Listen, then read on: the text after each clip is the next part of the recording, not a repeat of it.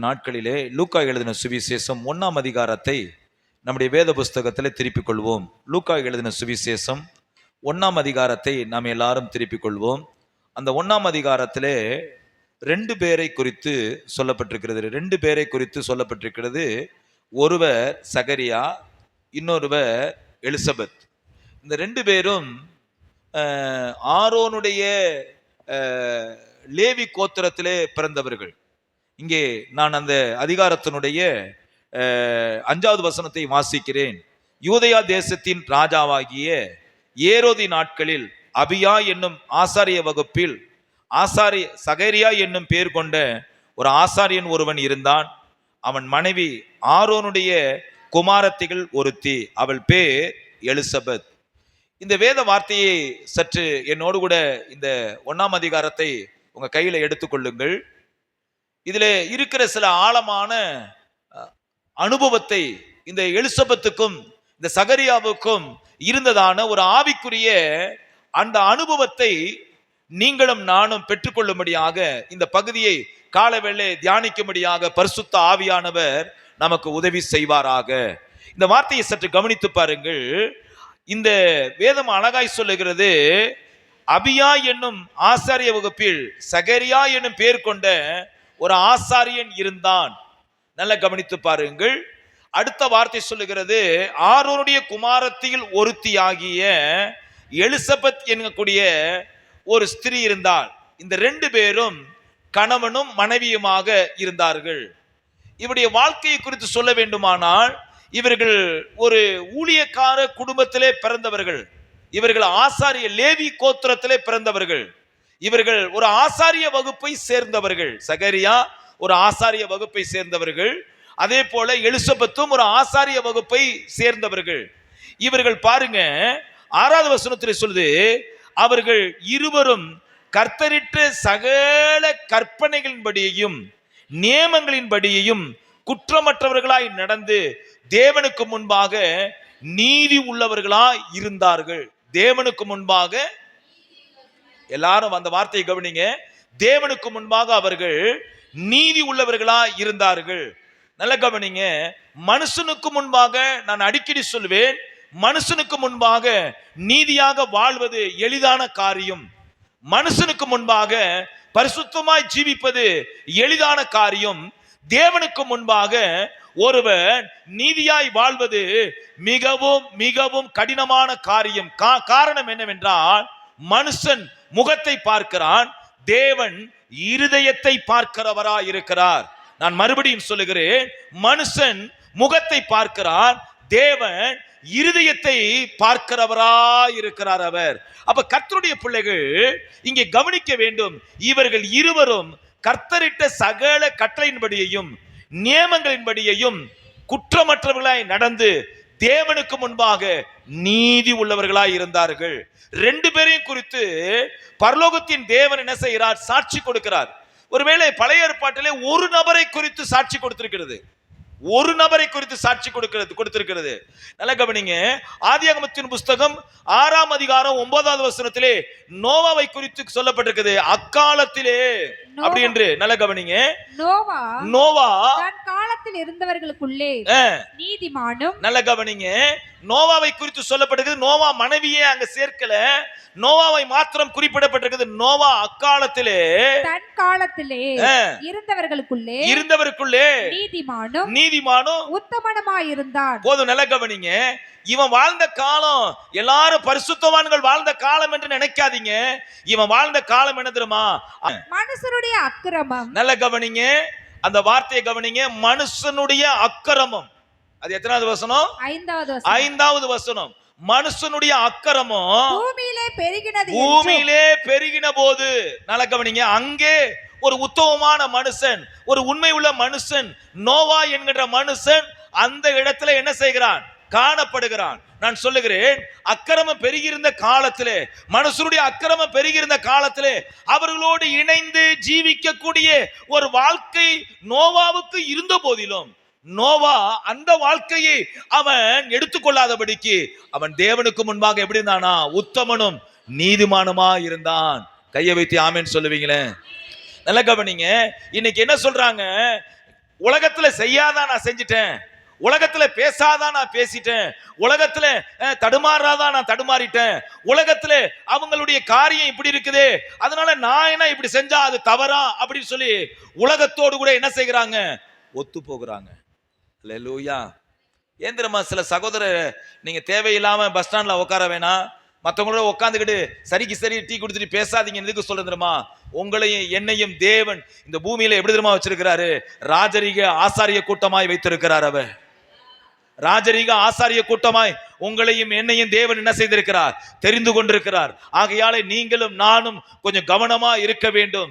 அக்காலத்திலே பூமியில எப்படி இருந்ததுன்னா அக்கிரமம் மிகுதியா இருந்தது. அந்த காலத்துலதான் இந்த 9வது வசனத்துல சொல்லப்பட்டிருக்குது, நோவா என்கிற ஒரு மனுஷன் தன் காலத்திலே இருந்தவர்களுக்குள்ளே நீதிமானோ உத்தமனுமாயிருந்தான். நல்ல கவனிங்க, அங்கே ஒருத்தரை நல்ல கவனிங்க. அப்ப வேதம் என்ன சொல்லுது, கர்த்தர் நீதிமான் மேலே கண்ணோக்கமா இருக்கிறார். அக்காலத்துல அக்கிரமம் பெருகி இருக்கிறது.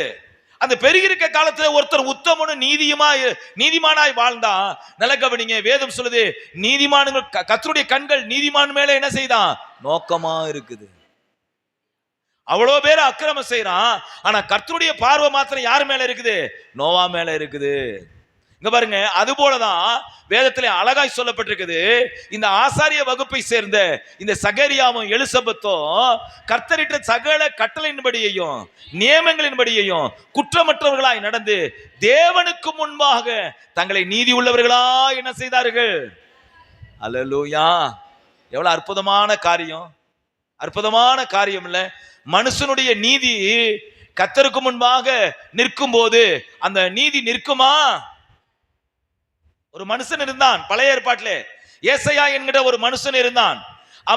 அவனுடைய வார்த்தை எப்படி தெரியுமா சொல்லுகிறது, அவன் வார்த்தை என்ன தெரியுமா சொல்லுது, அவன் ரொம்ப பரிசுத்தவானாய் சொல்லுகிறார்.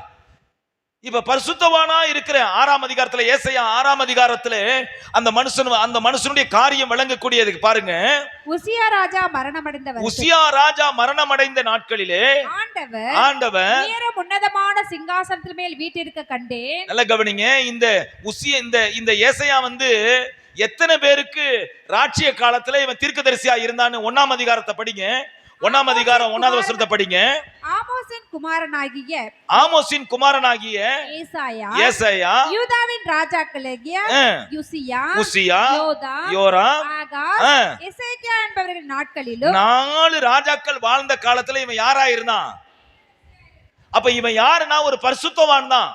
இப்ப இந்த பரிசுத்தவான் உசியா ராஜா மரணம் அடைந்த போது உயரமும் உன்னதமான சிங்காசனத்துல வீற்றிருக்கிறவரை என் கண்கள் என்ன செய்தது, கண்டது. உயரமும் உன்னதமான சிங்காசனத்தில் வீற்றிருக்கிறவை என் கண்கள் என்னது. மனுஷனுக்கு முன்பாக, உசியாவுக்கு முன்பாக, உசியாவை காட்டிலும் ஏசாயா ஒரு படி பரிசுத்தத்திலையும் ஒரு படி மேலான விசுவாச வாழ்க்கையிலையும் வாழ்ந்திருக்கலாம்.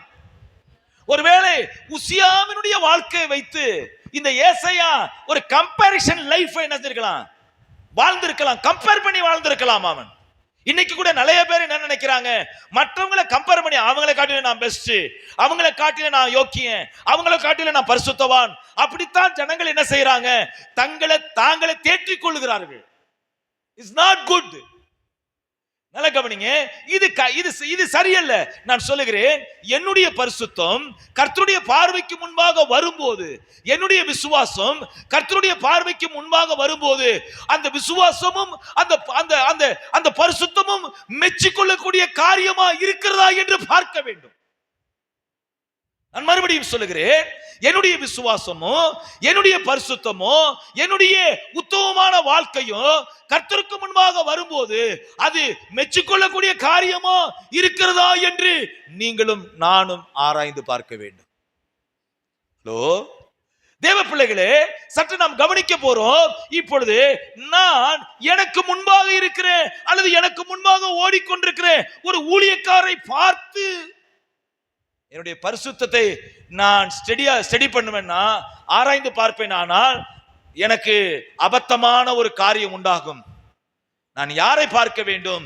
கர்த்தரை பார்க்க வேண்டும். அதனால தான் சகரியாவும் எலிசபெத்தையும் சொல்லுது, கர்த்தருக்கு முன்பாக அவர்களுடைய விசுவாசமோ அவருடைய நீதியோ அவருடைய உத்தமோ மெச்சிக்கொள்ளப்பட்டது.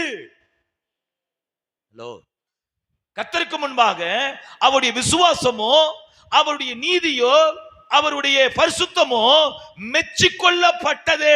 அப்ப தேவ பிள்ளைகள் நீங்களும் நானும் கவனிக்க வேண்டும். நம்முடைய விசுவாசமோ நம்முடைய ரட்சிப்போ நம்முடைய பரிசுத்தமோ கர்த்தருக்கு முன்பாக மெச்சிக்கொள்ளக்கூடிய காரியமா இருக்கிறதா? அல்லேலூயா. இந்த கால வேளையிலே நம்மை நாமே நாம் என்ன செய்யப்பட வேண்டும்? ஆராய்ந்து பார்க்கப்பட வேண்டும். அவன் சொல்லுகிறான், உயரமும் உன்னதமான சிங்காசனத்தில் வீற்றிருக்கிறவரை என் கண்கள் கண்டது. அடுத்த வார்த்தை சொல்லுகிறான், சேராபீன்களும் கேராபீன்களும் இடைவிடாமல் அந்த சேனைகள் சிங்காசனத்தில் வீற்றிருக்கிறவரை அவரை பார்த்து ஓயாமல் இரவும் பகலும் சேனைகளின் கர்த்தர் பரிசுத்தர் பரிசுத்தர் பரிசுத்தர் என்று இடைவிடாமல் சொல்ல கேட்டான். அப்பொழுது அவன் நாவில் இருந்து ஒரு வார்த்தை வருகிறது, ஐயோ அதமானே. ஐயோ அதமானே.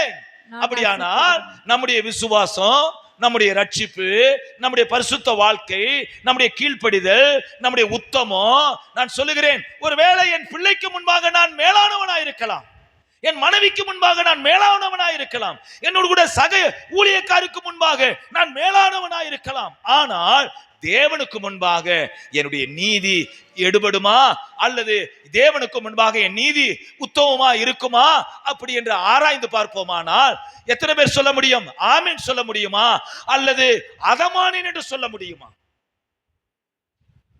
கர்த்தருடைய பிள்ளைகளே, கொஞ்சம் உங்க வாழ்க்கையை சீர்தூக்கி பாருங்க.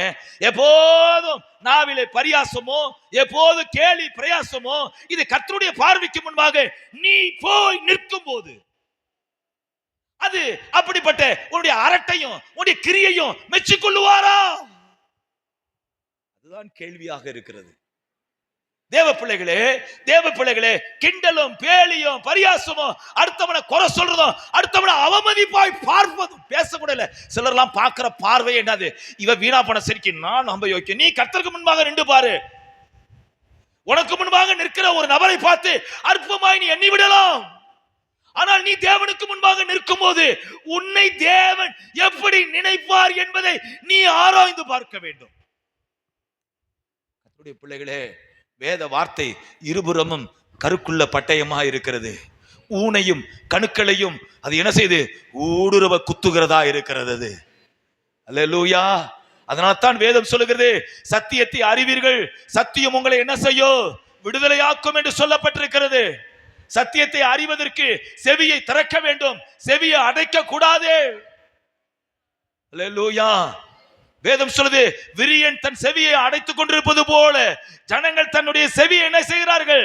அடைத்துக் கொள்ளுகிறார்கள். அதைத்தான் திருச்சபைக்கு சொல்லும் போது காதுள்ளவன் கேட்க கடவன், காதுள்ளவன் கேட்க கடவன், காதுள்ளவன் கேட்க கடவன் என்று 7 திருச்சபைக்கும் தேவன் சொல்லுகிறார். கர்த்தருடைய காரியத்தை நாம் ஆராய்ந்து பார்க்க வேண்டும். கர்த்தருடைய காரியத்தை ஆராய்ந்து பார்க்க வேண்டும். நான் சொல்லுகிறேன், இன்றைக்கு நான் ஆசீர்வாதமா இருப்பது முக்கியமல்ல.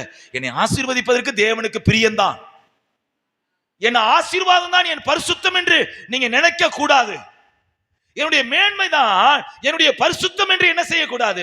நினைக்க கூடாது. ஒருவேளை இந்த சபையிலே ஒரு தரித்திரனை பார்த்து நீ ஆசீர்வதிக்கப்பட்ட நபர் அற்பமாய் பார்ப்பாயானால், அல்லாவிட்டால் நீ ஒரு நாள் தேவனுக்கு முன்பாக நிற்கும் போது அந்த தரித்திரனை தேவன் அற்பமாய் எண்ணுவாரா அல்லது ஆசீர்வதிக்கப்பட்ட உன்னை தேவன் அற்பமாய் எண்ணுவாரா? இதுதான் காரியமாய் இருக்கிறது. காரியத்தை விளங்கிக் கொள்ள வேண்டும். அல்லேலூயா. கர்த்தருடைய பிள்ளைகள் நாம் என்ன செய்ய வேண்டும்? நிதானிக்க வேண்டும், நிதானிக்க வேண்டும். அதனால தான் வேதம் சொல்லுகிறது, ஒருவரையும் அற்பமாக என்ன செய்ய வேண்டாம், என்ன வேண்டாம். அல்லேலூயா. உன் கழுத்துல நீ 10 பவுன் நகை போட்டிருந்தா அங்க போடாத நபரை 10 ஒன்னும் இல்லாத நான் சொல்றேன், அங்க ஒண்ணு இல்லாம போயிடக்கூடாது. அங்க ஒண்ணு இல்லாம என்ன செஞ்சிடக்கூடாது? போயிடக்கூடாது. ஏன் தெரியுமா? எல்லாத்தையும் நியாயம் தீர்க்கிறவ நீதியின்படியே நியாயம் தீர்ப்பார். அவர் வெளி தோற்றத்தின்படியே அல்ல, அவர் உள்ளான இருதயத்தின்படியே நியாயம் தீர்க்கிறவ. நல்ல கையை தட்டி கர்த்தருக்கு நன்றி சொல்லுங்க. ஹல்லேலூயா. பரிசுத்தமாகுதலை பயத்தோடென்றும் காத்து கொள்வோ. பரிசுத்தமாகுதலை பயத்தோடென்றும் காத்து கொள்வோ. ஏக்காலம் தொனிக்கையில் மறுரூபமாக எழும்புவோமே மகிமையிலே. ஏக்காலம் எழும்புவோமே மகிமையிலே. உயிர்த்தெழுந்தாரே அல்லேலூயா. ஓ உயிருடன் எழுந்த சொந்தமானாரே. உயிருடன் எழுந்த சொந்தமானாரே. உயிர்த்தெழுந்தாரே. கல்லறை திறந்திடவே கடும் சேவர்கள் பயந்திடவே. ஆமென் ஆமென். கடும் சேவர்கள் பயந்திடவே. நீதியின் அதிபதி உயிர்த்தெழுந்தாரே. நித்திய நம்பிக்கை பெருகிடுதே. நீதியின் அதிபதி உயிர்த்தெழுந்தாரே. நித்திய நம்பிக்கை பெருகிடுதே. உயிர்த்தெழுந்தாரே.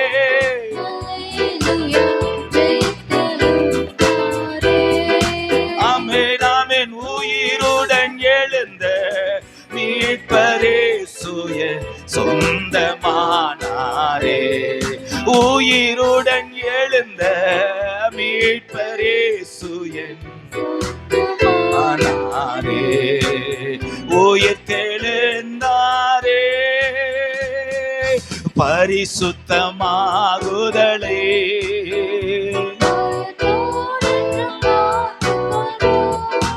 ஆமென் ஆமென். பயத்தோடு கொள்வோ.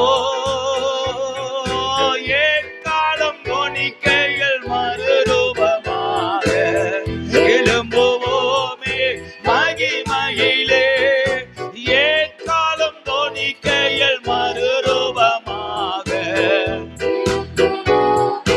மகிமையிலே.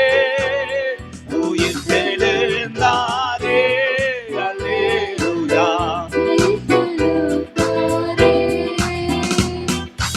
உயிருடன் எழுந்த மீட்பரே சுய சொந்தமானாரே. உயிருடன் எழுந்த மீட்பரே சுய சொந்தமானாரே. ஹல்லேலூயா. நல்ல கவனிங்க. வேதம் அழகாய் செல்கிறது. அவர்கள் இருவரும் கர்த்தரிட்ட சகல கட்டளையின்படியும் நியமங்களின்படியும் குற்றமற்றவர்களாய் நடந்து தேவனுக்கு முன்பாக. ஹல்லேலூயா. அந்த கவனிங்க. நீதியான வாழ்க்கைக்கு நல்ல கவனிங்க. அதனுடைய அடுத்த காரியம் என்ன? ஆசீர்வாதம். நீதியான காரியத்துக்கு வர வேண்டிய எதிர்பார்த்திருக்கிறது காரியம் என்னது? நான் உத்தமமா வாழ்ந்தேன், பரிசுத்தமா வாழ்ந்தேன், கர்த்தருக்கு முன்பாக நான் யோக்கியமாய் வாழ்ந்தேன் அப்படின்னா அடுத்தது நம்ம என்னத்தை பண்றோம்? ஆண்டவரே என்ன ஆசீர்வதிங்க, என்ன செய்யுங்க. இப்ப பாருங்க, இந்த வேத வசனம் அடுத்த வார்த்தை சொல்லுகிறது. அந்த பாருங்க, அந்த வசனத்தை வாசிக்கும் போது எப்படி சொல்லப்பட்டிருக்கிறது? அவர்கள் இருவரும் கர்த்தரிட்ட சகல கற்பனையின்படியையும் நியமங்களின்படியும் குற்றமற்றவராய் நடந்து தேவனுக்கு முன்பாக நீதி உள்ளவர்களாய் இருந்தார்கள். அடுத்த வார்த்தை சொல்லுங்க, எலிசபெத் மலடியா இருந்தால். கேக்குறீங்களா? எலிசபெத் எப்படி இருக்கிறா? எலிசபெத் என்ன செஞ்சா? அட போங்க ஆண்டவரே, நான் தோத்திரம் தோத்திரம் தோத்திரம் தோத்திரம். இந்த தரித்திரத்திலையும் இந்த இல்லாமையிலையும் நான் எவ்வளோ காலம் உமக்கு உண்மையா இருந்தேன். நல்ல கவனிங்க. அந்த பேச்சு அல்ல, அந்த காரியம் அல்ல இங்க சொல்லப்பட்டிருக்குது பாருங்க. எலிசபெத் மலடியா இருந்தால் அவர்களுக்கு பிள்ளை இல்லாது இருந்தது. இருவரும் வயது சென்றவர்களாய் இருந்தார்கள். வயது சென்றவர்கள் என்று சொல்லுவதை காட்டிலும்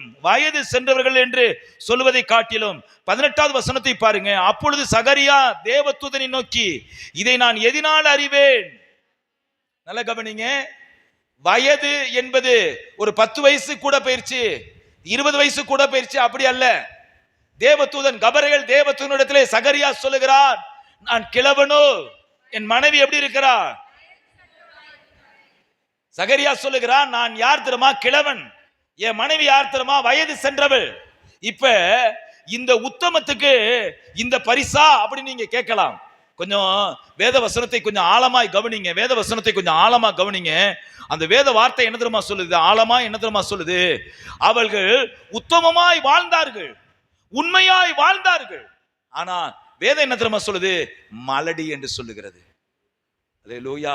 ஒருவேளை உத்தமமா எத்தனையோ ஊழியக்காரர்கள் இருக்கிறாங்க, உண்மை உள்ளவர்களா இருக்கிறாங்க, ஆனா அவங்க வாழ்க்கையில தரித்திரம் இருக்கிறது, அவங்க வாழ்க்கையில இல்லாம இருக்கிறது. அதனால் தேவன் அவர்கள் நீதி உள்ளவர்கள் அல்ல, அல்லது தேவன் அவர்கள் பரிசுத்தம் உள்ளவர்கள் அல்ல என்று தேவன் சொல்லுவது கிடையாது. தேவன் ஒரு நாளை வைச்சிருக்கிறார். நிச்சயமாகவே முடிவு உண்டு. உன் நம்பிக்கை என்ன செய்யாது? வீண் போகாது. அல்லேலூயா. ஒரு காரியம் நடக்கல, ஒரு காரியம் கைகூடி வரல, அதனால தேவன் நம்மை மறந்துட்டார் என்பதா வார்த்தை அல்ல. என்ன தெரியுமா வார்த்தை? உத்தமம், உண்மை, கர்த்தருக்கு முன்பாக.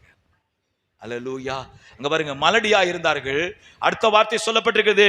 அங்க பாருங்க, இதுதான் ரொம்ப அற்புதமான வார்த்தை. 8வது வசனம் சொல்லுகிறது, அப்படி இருக்க. நல்ல கவனிங்க. அப்படி இருந்தும், அந்த வார்த்தை இப்படி கூட சொல்லியிருக்கலாம், இப்படி இருந்தும்.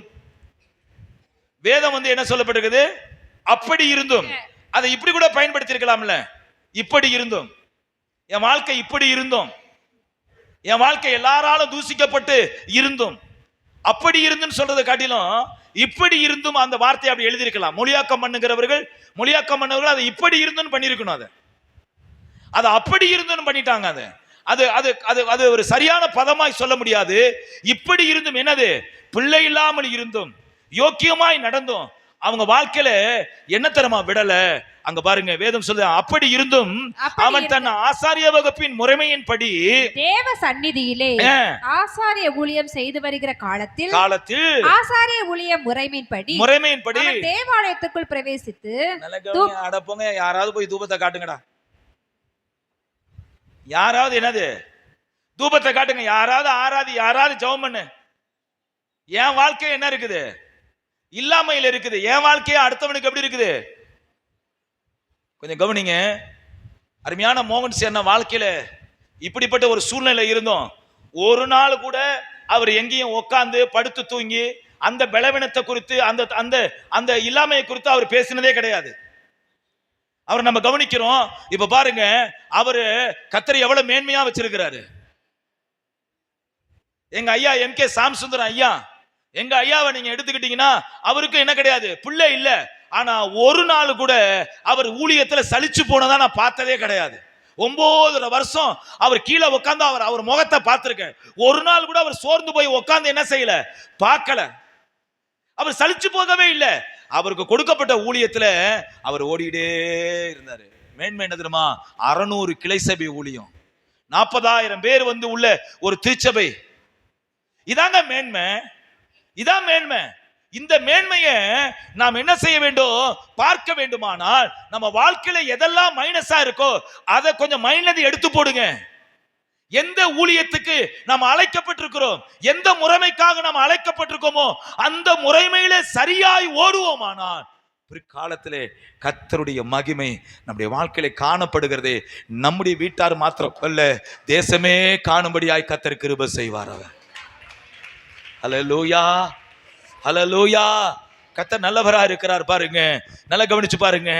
10வது வசனம் சொல்லுது, தூபம் காட்டுகிற வேளையிலே ஜனங்கள் எல்லாரும் கூட்டமாய் வெளியே ஜெபம் பண்ணி கொண்டிருந்தார்கள். அப்பொழுது கர்த்தருடைய தூதன் ஒருவன் தூபபீடத்தின் வலது பக்கத்திலே நின்று அவனுக்கு தரிசனமாகி சகரியா அவனை கண்டு கலங்கி பயமடைந்தான். தூதன் அவனை நோக்கி, சகரியாவே பயப்படாதே, உன் வேண்டுதல் கேட்கப்பட்டது. மனைவியாக எலிசபெத். நல்ல கவனிங்க. நம்மளா இருந்தா அட போயா, எப்போ வந்து நான் சொல்றேன், ஒருவேளை 40 வயசு வரைக்கும் என்னது, எனக்கு ஒரு பிள்ளைய கொடுங்க, எனக்கு ஒரு பிள்ளைய கொடுங்க, எனக்கு ஒரு பிள்ளைய கொடுங்கன்னு சொல்லி ஜெபம் பண்ணிட்டு இருக்கலாம். இப்போ வந்து அவனே சொல்றான், நான் கிழவனும் என் மனைவி என்னது வயது சென்றவள். அவனே ஒத்துக்கொள்றான், நான் கிழவன் என் மனைவி என்னது வயது சென்றவள். இப்போ வந்து உன் வேண்டுதல் கேட்கப்பட்டுச்சுன்னா எப்படி இருக்கும்? நல்லா கவனிங்க. இப்ப இவன் வந்து பேச முடியல. நல்லா கவனிங்க. அந்த அந்த அந்த அந்த அந்த அதிகாரத்தில் சொல்லப்பட்டிருக்குது, இந்த இந்த யோவான் பிறக்கிற வரைக்கும் சகரியா வந்து அந்த ஆலயத்தை விட்டு வெளியே வந்து அவன் பிறக்கிற காலம் வரைக்கும் வாய் பேசாமலே இருந்தானாம். அவன் வாய் பேசாமலே. நான் சொல்லுகிறேன், சில காரியங்கள் கர்த்தர் சொல்றதை ஜீரணிக்க முடியலையா, அதை குறித்து புலம்பாதீங்க, அமைதியா இருங்க. கர்த்தர் சொல்லுவாரு, சொல்லும் போது அது என்னது நம்மளால ஜீரணிக்க முடியாது. ஏன்னா நம்முடைய விசுவாச மூளைக்கு அது என்ன செய்ய முடியல, அதுக்குள்ளார போக மாட்டேங்குது. அல்லேலூயா. ஒரு சகோதரியே தன்னுடைய மகளை வந்து பெண் கொடுக்கறதுக்காக ஒரு வீட்டில் பேசிக்கிட்டு இருக்காங்க. அப்ப அந்த வீட்டை பார்க்க போனோம். அந்த வீட்டை பார்க்க போகும்போது அந்த பார்த்துக்கிட்டு முடிச்சுட்டு அந்த சகோதரி அப்படியே வந்து உட்காந்துட்டாங்க. நான் யோசிச்சேன், ஏன் இந்த அம்மா உட்காந்துருச்சு, எல்லாமே ஓகேவா தானே இருக்கு அப்படின்னு பார்த்தா, அந்த அம்மா சொல்லுது, இந்த வீட்லயா போய் என் பொண்ணை கொடுக்க போறேன், இவ்வளவு பெரிய வீட்லயா என்னால என்னது அப்படி தகைச்சு போய் என்னது, சில காரியங்கள் கர்த்தர் செய்யக்கூடிய காரியங்கள், செய்வேன் என்று சொல்ல காரியங்கள், செய்து கொண்டிருக்கிற காரியங்கள், செய்ய போகிற காரியங்கள் நம்முடைய வாழ்க்கையிலே அது ஆச்சரியம் உண்டாகும். அப்ப பேச முடியாது, அமைதியா தான் இருக்கணும். சகரியா அமைதியா தான் இருந்தான். வேதம் சொல்லுகிற வார்த்தையை சற்று கவனித்து பாருங்க. சகரியா அவனை கண்டு கலங்கி பயமடைந்தான்.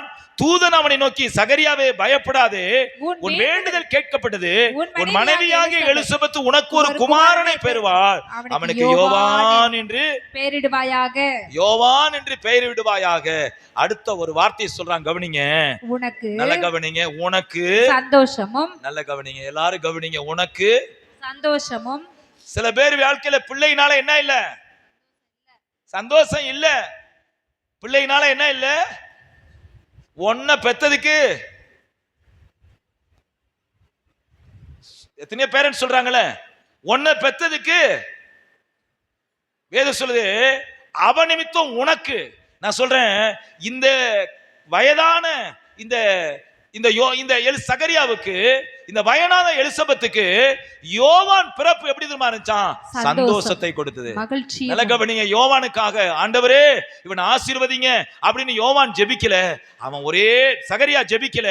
அவன் செய்த ஒரே ஒரு காரியம் தெரியுமா, கர்த்தரிட்ட சகல கட்டளையின்படியையும் நியமங்களின்படியையும் குற்றமற்றவளை நடந்து தேவனுக்கு முன்பாக அவன் எப்படி இருந்தானா.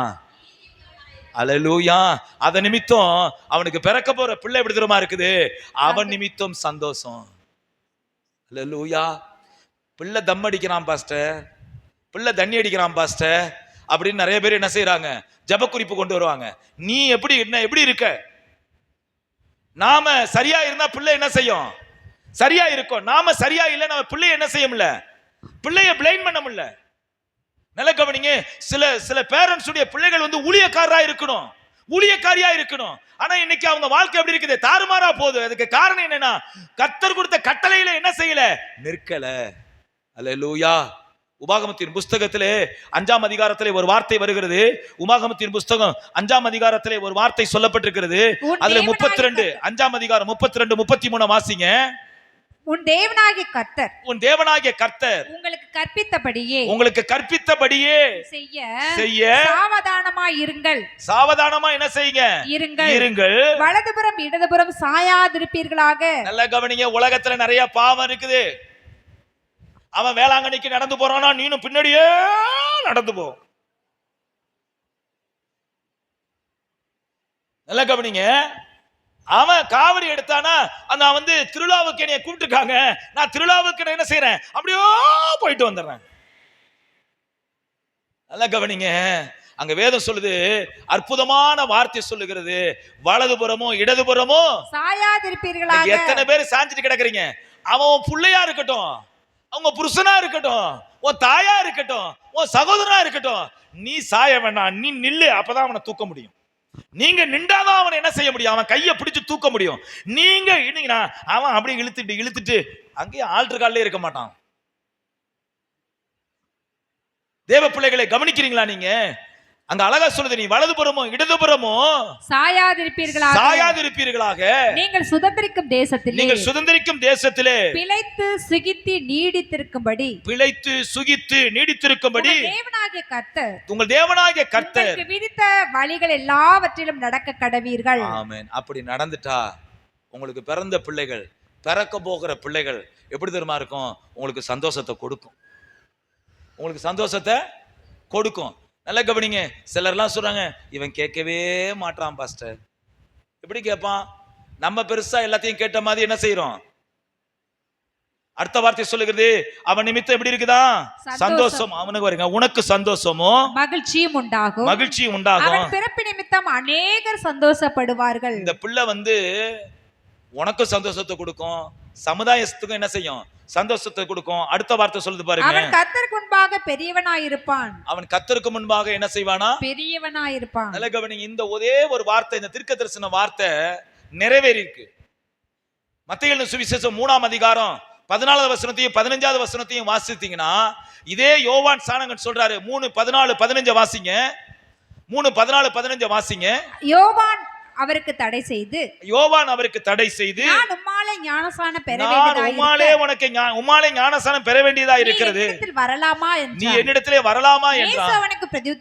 இயேசு அவனுக்கு பிரதியுத்தரமாக இப்பொழுது இடங்கொடு, இப்படி எல்லா நீதியும் என்ன செய்ய வேண்டியது இருக்கு? நிறைவேற்றுவது நமக்கு ஏற்றதா இருக்கிறது என்றார். யோவான் சானகன் இயேசு கிறிஸ்துக்கு என்ன செய்யறாரு? ஞானஸ்நானம். அதனாலதான் அவன் கர்த்தருக்கு முன்பாக எப்படி இருப்பானா? அல்லேலூயா. அந்த வார்த்தை அதோட என்ன செஞ்சிருச்சு? முடிஞ்சிருச்சு. அப்ப தேவ பிள்ளைகள், நீங்களும் நானும் அறிய வேண்டிய சத்தியம் என்ன தெரியுமா?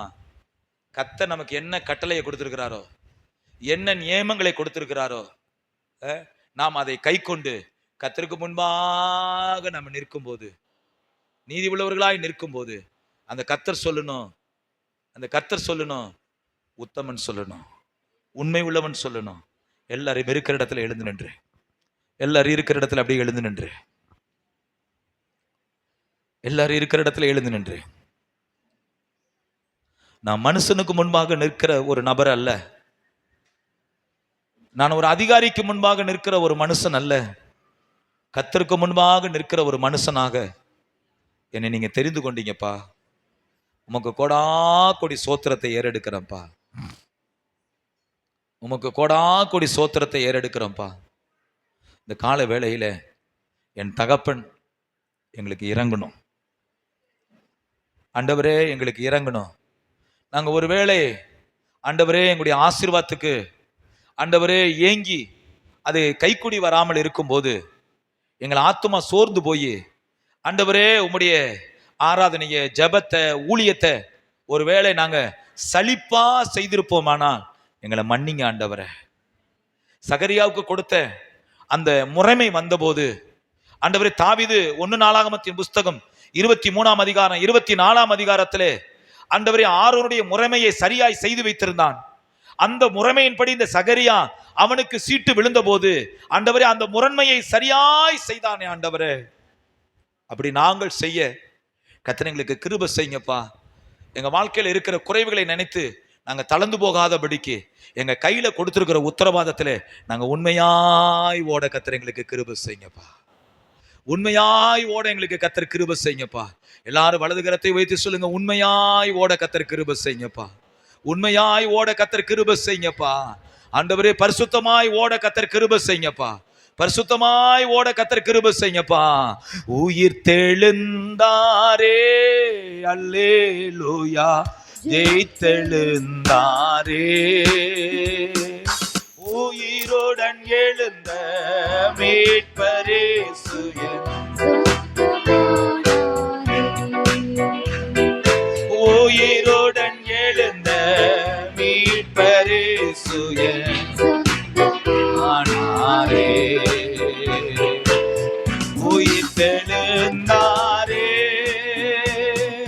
பரிசுத்தமாகுதலை பயத்தோடென்றும் காத்து கொள்வோம், பயத்தோடென்றும் காத்து கொள்வோம். ஏக்காலம் தோணிக்கையில் மறுரூபமாக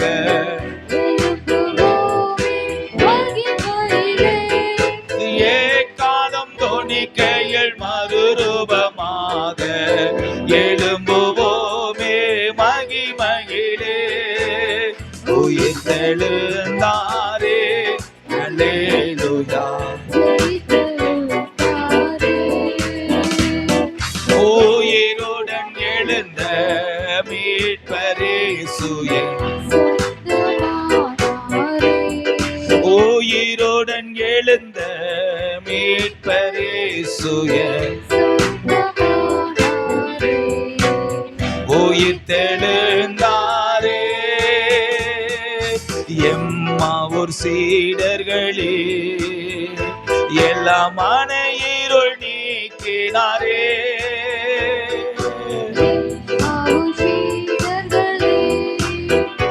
எல்லாம் மன இருள் நீக்கினாரே. என் மன கலக்கங்கள் நீங்கினதாலே எல்லை எல்லாம் ஆனந்தமே. என் மன கலக்கங்கள் நீங்கினதாலே எல்லை எல்லாம் ஆனந்தமே. உயிர் தெழுந்தாரே.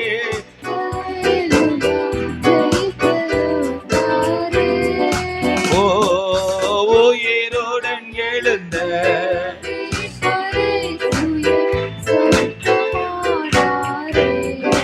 உயிருடன் எழுந்த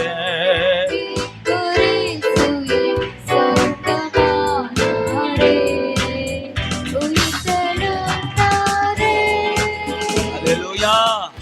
தேவ பிள்ளைகளே, சகரியா நீதியாய் வாழ்ந்தான். கர்த்தருடைய கட்டளையின்படியே வாழ்ந்தான். கர்த்தருக்கு முன்பாக நீதியாய் வாழ்ந்தான். அவன் மனைவி மலடியா இருந்தாள். ஆனா அவன் கையில கொடுக்கப்பட்ட ஊழியத்தை, அவன் கையில கொடுக்கப்பட்ட உத்தரவாதத்தை ஒரு நாள் இந்த இல்லாமையை வைத்து, இந்த இல்லாமையை காரணம் காட்டி அவன் தட்டி கழிக்கவில்லை, அதை செய்து முடிச்சான். இந்த இல்லாமையே காரணம் காட்டி அவன் என்ன செய்யவில்லை, தட்டி கழிக்கவில்லை. அவனுக்கு இருந்த அந்த அவமானத்தை அவன் காரணம் காட்டி அவன் தட்டி கழிக்கல. அவனுக்கு கொடுத்த உத்தரவாதத்தை அவன் சரியாய் செய்து முடித்தான் அவன்.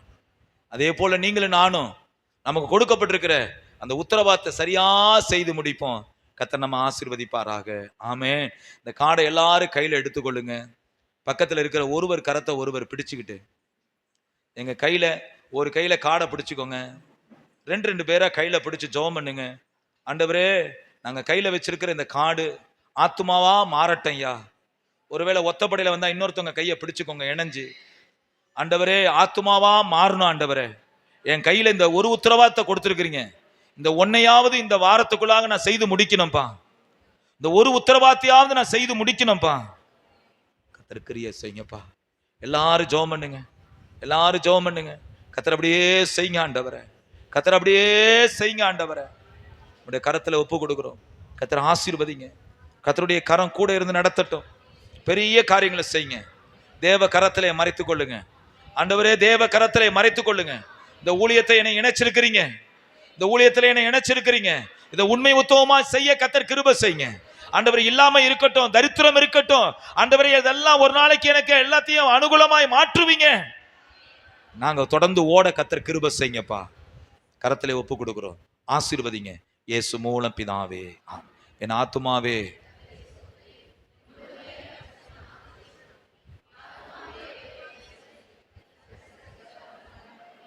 நம்ம ஆண்டவராகிய இயேசு கிறிஸ்துவினுடைய கிருபையும் பிதாவாகிய தேவனுடைய அன்பும் பரிசுத்த ஆவியானுடைய வழிநடத்தலும் உடைய மாறாத பிரசன்னமும் நாம் அனைவரோடும் இன்றும் சதா காலங்களிலும் இருப்பதாக.